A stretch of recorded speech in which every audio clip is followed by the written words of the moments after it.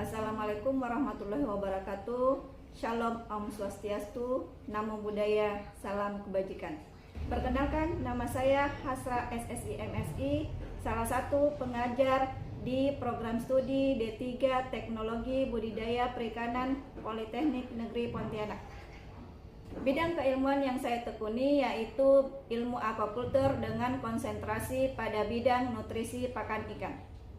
Selama saya bergabung sebagai dosen tetap, saya diamanahkan mengampu salah satu mata kuliah yaitu Nutrisi dan Teknologi Pakan Ikan atau NTPI yang diprogram di semester 4 dengan bobot 3 SKS yang terdiri dari 1 SKS teori dan 2 SKS praktek. Adapun syarat dari mata kuliah ini yaitu mahasiswa wajib lulus pada semester 1, 2, dan 3 seperti pada mata kuliah Kimia Dasar, Biokimia, Biologi Dasar, Biologi Perikanan, Fisiologi Hewan Air, Genetika dan Pemulihan Ikan, Teknik Pembenihan Ikan, serta Teknik Pembesaran Ikan Air Tawar. Merujuk pada profil lulusan Prodi Teknologi Budidaya Perikanan, mata kuliah ini memberikan kompetensi kepada mahasiswa dalam memahami nutrisi pakan, mengidentifikasi bahan baku pakan, menyusun formulasi dan membuat pakan, menguji mutu pakan, mengevaluasi produksi, serta memanajemen pakan dalam kegiatan budidaya ikan.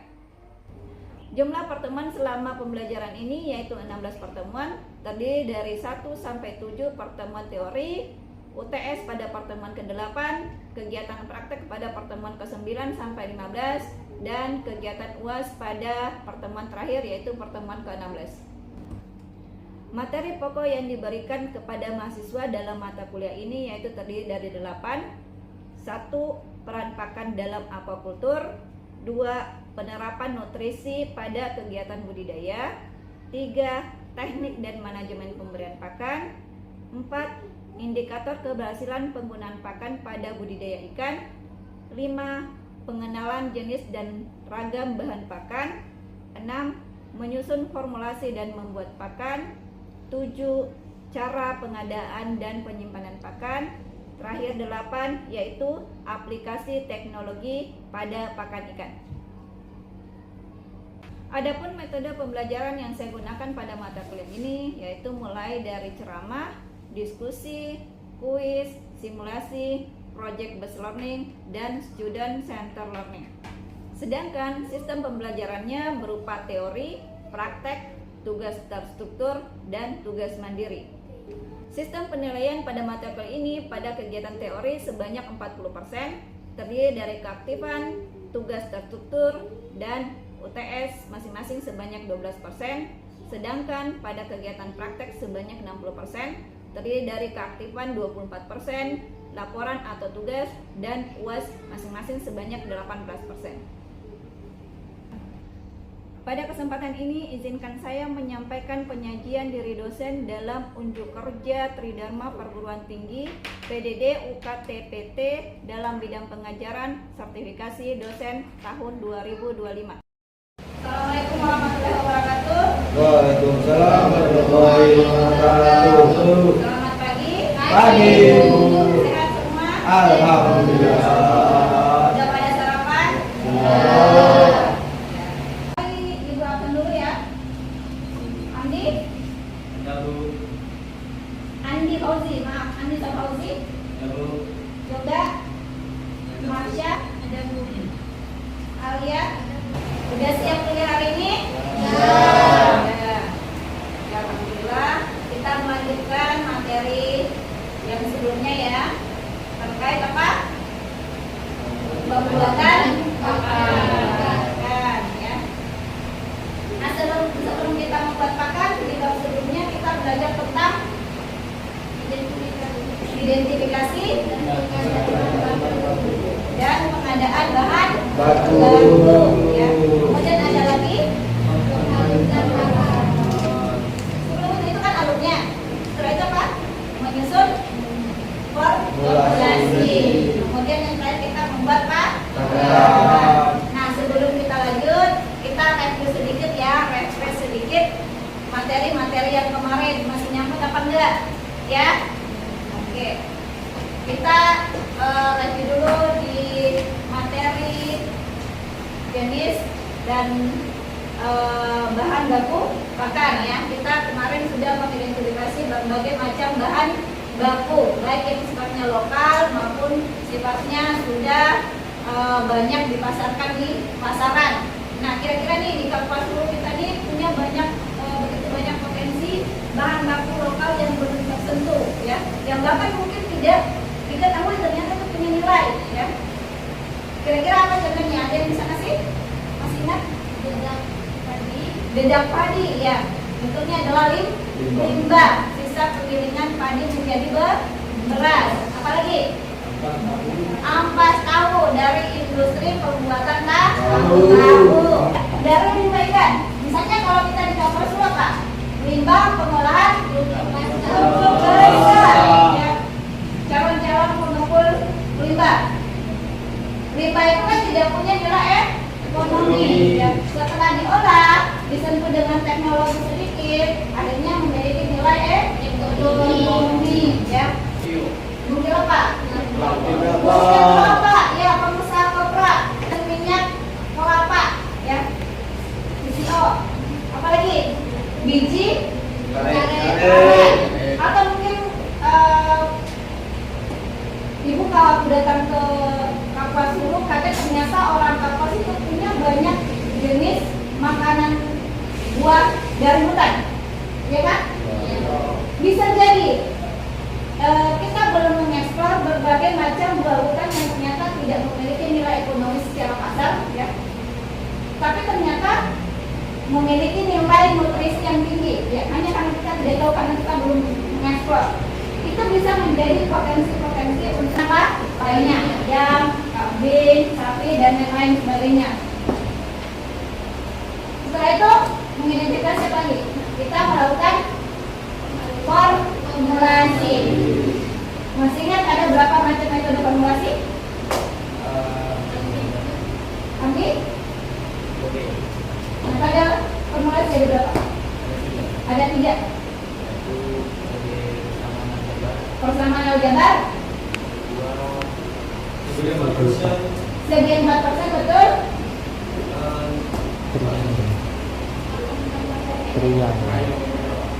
Triaminala ya. Nah, triaminala itu ada 2, ada yang 2 bahan, ada yang banyak bahan. Segi 4% ada berapa? 3. Apa itu? 2 bahan, bahan yang sebagian diketahui, kemudian banyak bahan. Aljabar sama dengan segi 4% ya. Kira-kira sudah bisa semua? Sudah bisa hitung? Katanya ke slide ini ya, alur proses pembuatan pelet ikan atau pakan ya. Ada berapa macam pelet? Ada 2. Pelet Nah, kira-kira yang bisa kita lakukan di sini pelet apa? Yang biasa dijual di pasaran pelet apa? Pelet apung. Tapi ada juga loh pelet dan tenggelam. Biasanya pelet tenggelam itu diformulasikan dan dibuat untuk ikan-ikan yang sifatnya makannya di dasar. Kalau pelet apung diperuntukkan untuk ikan-ikan yang makannya di permukaan atau di kolom air ya. Seperti itu. Langkah pertama untuk membuat pakan ikan adalah harus identifikasi bahan baku ya. Kita kan sudah belajar tuh identifikasi bahan baku yang ada di Kapuas Hulu, yang ada di pasaran ya. Ada yang sifatnya dari nabati, ada yang dari hewani ya. Kalau dari nabati mana olahnya atau dari tumbuhan? Sisik, kulit, bulu, dan lain-lain. Diapakan? Direbus. Terus baru dihaluskan. kemudian dihaluskan. Nah, selain itu biasanya tambahkan dengan teknologi, misalnya fermentasi atau dengan menggunakan teknologi yang lebih canggih ya. Setelah itu, setelah mengidentifikasi bahan, selanjutnya dilakukan penghalusan. Kenapa? Karena bahan baku yang ada di pasaran itu adalah bahan baku setengah jadi ya. Dan itu adalah satu peluang atau potensi wirausaha, jadi pengumpul bahan baku ya. Semoga ada salah satu di antara kalian atau hampir semuanya nanti jadi wirausaha. Formulasi ya, formulasinya tergantung dari banyaknya bahan dengan caranya mengetahui kadar protein bahan baku ya. Bagaimana cara mengetahui kadar protein bahan baku? Dengan melakukan uji apa? Memang kalian lakukan di kimia prakteknya? Ya, apa namanya? Istilahnya proximat. Kalau kita melakukan uji proximat, apa yang diuji? Kadar air, kadar protein, kadar lemak, lagi kadar abu, ya, tambahan namanya BETN dan seterusnya ya. Nah, kalau kita mau melakukan formulasi, syarat wajibnya adalah harus mengetahui masing-masing kadar protein dari bahan baku ya. Supaya apa? Kita bisa menentukan protein target bahan pakan yang akan dibuat. Karena kalau kita tidak mengetahui kadar protein bahan bakunya ya, berarti kita tidak bisa menyesuaikan dari target protein pakan yang akan dibuat ya, seperti itu. Nanti Anda sudah jadi pengusaha nih, bos pakan ikan, tidak punya industri, ada konsumen atau petambak atau pembudidaya minta, tolong buatkan saya 1 ton pakan dengan protein pakai kenapa kadar bahan bakunya. Akhirnya pakan yang Anda buat 1 ton itu meleset dari permintaan konsumen ya. Makanya harus menguji bahan baku ya. Setelah itu, setelah melakukan formulasi sesuai dengan protein target dari pakan yang akan buat, kita melakukan sedikit goyangannya ke bahan yang banyak. Apa tujuannya? Biar merata. Biar merata ya. Karena kalau bahan yang banyak dulu dicampur ke yang sedikit, ditakutkan tidak homogen. Paham? Ya. Apalagi kalau kita manual, kalau mesin mungkin lebih baik ya. Tapi kalau jumlah besar tidak bisa menggunakan manual, harus menggunakan bantuan mesin. Kemudian setelah itu dilakukan nah sebelumnya harus di air. Nah kemarin syarat penambahan berapa persen? 10% untuk pakan apung dan tenggelam. Tapi kalau untuk pakan yang bentuknya pasta itu harus di atas 50%. Pasta tahu maksud pasta? Bentuknya adonan. Bentuknya adonan ya, jadi basah. Dan itu hanya tidak bisa digunakan lama ya. Setelah itu baru dicetak.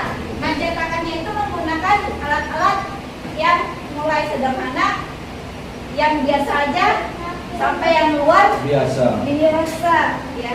Tergantung dari skala industri kita. Kalau angkatan 1 dulu masih menggunakan yang sangat manual sekali ya, yang seperti biasanya dilakukan oleh ibu-ibu rumah tangga ya. Kalau skala industri harusnya bisa menggunakan mesin ya, seperti kalau orang bikin bumbu basah pakai penggilingan ya. Kemudian setelah dilakukan pencetakan, kemudian dilakukan pengeringan, bisa secara manual ataupun dengan teknologi, misalnya di oven ya, atau menggunakan bantuan alat. Setelah itu, setelah dikeringkan, apa yang dilakukan? Uji kualitas pakan. Tekan dulu ya. Uji pakannya ada berapa? Ada 3. Apa itu? Biologi, fisik, kimia. Yang biologi kira-kira apa? Penerimaan ikan terhadap pakan. Apakah pakan yang kita buat bisa diterima oleh ikan, bisa dimakan? Setelah dimakan, apakah masuk ke perutnya atau dilepaskan kembali? Itu namanya penerimaan pakan ikannya. Apakah pakannya menarik bagi ikan untuk dimakan? Makanya kalau kita bikin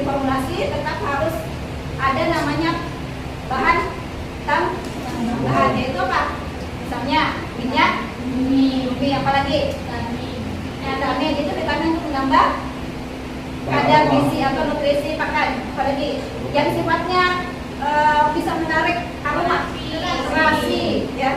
Misalnya molase, ya, dan lain-lain sebagainya, ya. Yang sifatnya sebagai akar menarik. Ya kalau misalnya nggak menarik, ikan kan nggak bisa melihat, oh ini pakannya cantik, dimakan, ini pakannya jelek, nggak dimakan, nggak boleh. Tapi ikannya melihat dari rasa atau aroma. Ya. Ikannya nggak bisa nilai, ini pakannya cantik, ini pakannya protein berapa, ya. Nggak seperti itu. Selain itu apa lagi? Uji biologi adalah uji pertumbuhan. Dari kita kasih makan selama skala berapa waktu, kita melihat apakah pakan yang diberikan memberikan efek pertumbuhan atau tidak, ya. Dan itu harus diuji oleh beberapa jenis ikan dalam jangka waktu tertentu. Kemudian uji fisik. Uji fisik seperti apa? Kadar air. Kemudian kekeringan, ya. Dia larut dalam air apa enggak? Dia mudah patah apa enggak? Ya. Kenapa kalau terlalu kering, makan nyangkut di mulutnya ikan juga nggak mau makan, ya. Setelah itu apa lagi? Ya. Kimia. Kimia, ya. Uji kimia tadi itu adalah uji siman, kadar protein dan kadar nutrisi lainnya, karbohidrat, vitamin dan lain-lainnya. Kenapa? Karena sangat penting. Kalau misalnya pakannya tinggi protein tapi ternyata kekurangan vitamin dan mineral, atau miskin vitamin dan mineral, dalam jangka panjang itu akan menyebabkan ikan yang memakannya akan kekurangan vitamin dan mineral, dan tentunya akan berpengaruh terhadap kesehatan ikan, ya. Sama dengan kita. Nah, setelah semuanya layak, hasilnya tidak uji tadi layak, baru boleh dikemas. Setelah dikemas dengan kemasan yang cantik, baru kemudian bisa dipasarkan, ya, baik secara lokal maupun secara domestik atau dipasarkan secara nasional, ya. Kira-kira seperti itu. Ada pertanyaan? Ada pertanyaan terkait dengan proses pembuatan pakan? Tidak ada. Jelas, ya? Yakin? Kalau nggak ada yang nanya, ibu yang nanya gimana? Oke, kalau nggak ada yang nanya, cukup, ya. Ibu simpulkan bahwa pembuatan pakan adalah suatu bukan pekerjaan yang sulit, tapi ini adalah suatu pekerjaan yang sangat menjanjikan masa depan, ya. Semuanya, siapapun punya potensi untuk menjadi seorang usahawan.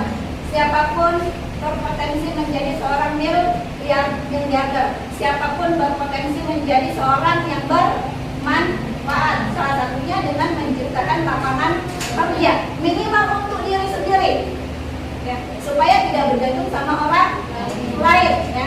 Salah satunya dengan menjadi pengusaha, baik skala usaha kecil maupun menengah dan besar. Kita semua bermimpi jadi pengusaha besar. Amin, insya Allah, ya. Oke. Terima kasih untuk hari ini. Ibu cukupkan sekian.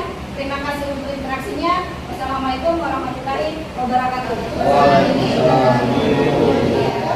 Ya, semua. Alhamdulillah.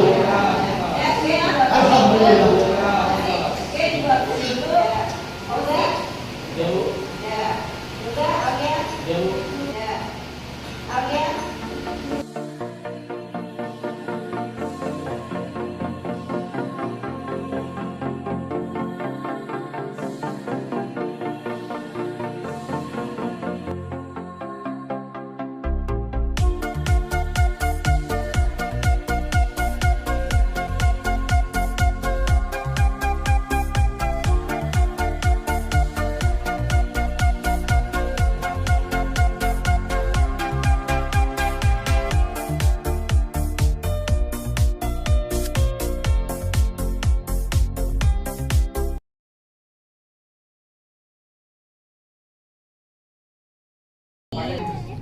Ada yang bentuknya lembaran atau crumble hasilnya, ya. Kemudian ada bentuknya pelet. Ini pelet apa? Pelet apa? Pelet tenggelam? Pelet tenggelam, ya. Jadi pakan yang kita produksi itu adalah hasilnya pakan tenggelam, karena mesin pakan tenggelam bukan pakan apung, ya.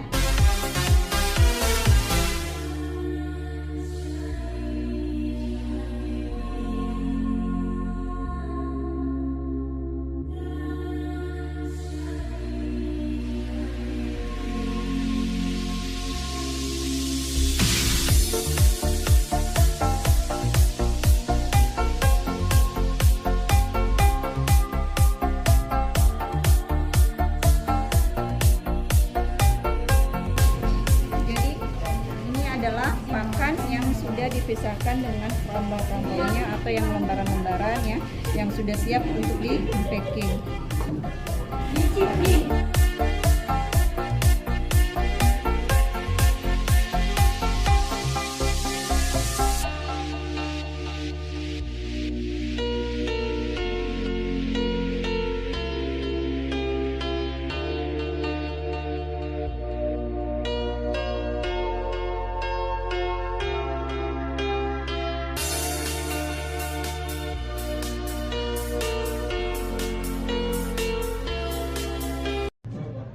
Siap ya Mas Kakak?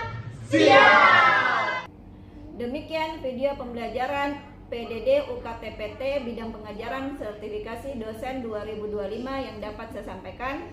Saya ucapkan terima kasih. Wassalamualaikum warahmatullahi wabarakatuh. Shalom Om Swastiastu, Namo Buddhaya, salam kebajikan.